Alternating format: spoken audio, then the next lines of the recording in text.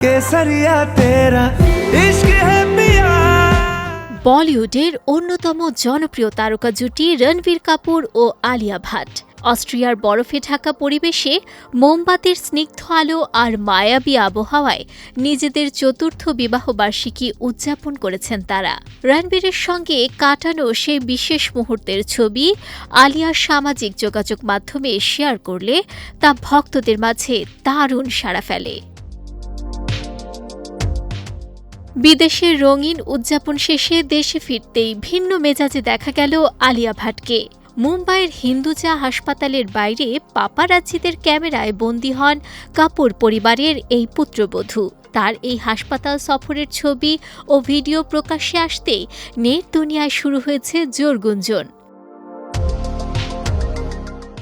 হাসপাতালের সামনে আলিয়ার পরনে ছিল ঢিলে ঢালা সাদা পোশাক।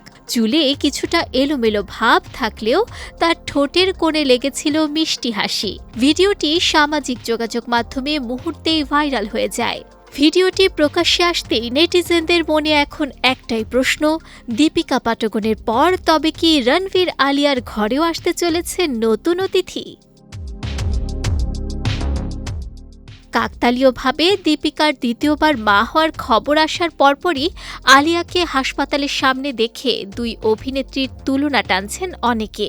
ভক্তদের একটি অংশ আবার আলিয়া বা তার পরিবারের কারো শারীরিক অবস্থা নিয়ে উদ্বেগ প্রকাশ করেছেন। তবে এসব গুঞ্জন নিয়ে রণবীর বা আলিয়ার পক্ষ থেকে এখনও কোনো আনুষ্ঠানিক বক্তব্য পাওয়া যায়নি।